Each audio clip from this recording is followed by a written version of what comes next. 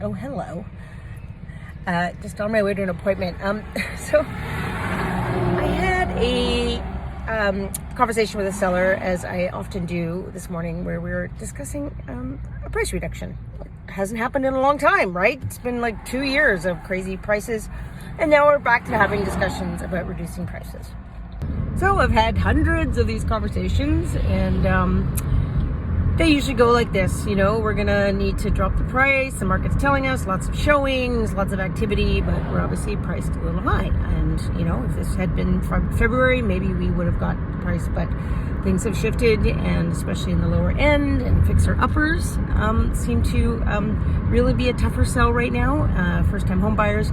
A lot of the interest rates are affecting the low end investors, that type of thing. Anyway, regardless, we're returning to a balanced market. I've lost my point. So my point was reducing the price. Shorting wants to come down X amount, and I think it should be a bigger drop in order to have the effect that we need it to have to really drum up some interest and possibly get even some competition going. But no, she doesn't want to do that. She says, because if we price it at this point, at the X, then, people are going to come in down here, and I want to get X. And I hear that from sellers a lot. They always fear that if they, drop it, then people are going to come in lower.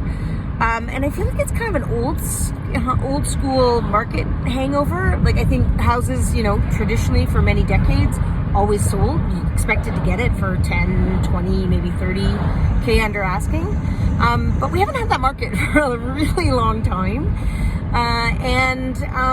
Really, the best strategy when it comes to pricing your house is to price it as close, slightly below market value, so you get the most number of buyers milling about and drum up the most amount of activity after getting it as market ready as you can, right?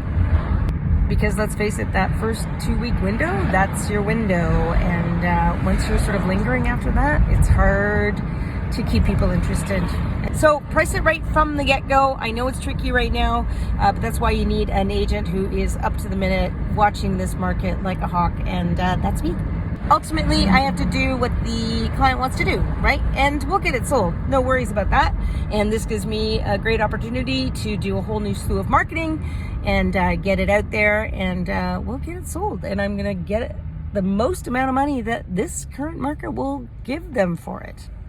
That's all I can do. People think that real estate agents set prices, but we don't. Our job is just to get the most amount of money for our clients in whatever the current market conditions are. And when it comes to buyers, obviously, is to get them the most value, not necessarily the best deal, but to get them the most value for their money and to check as many of the boxes on their wish list as we can.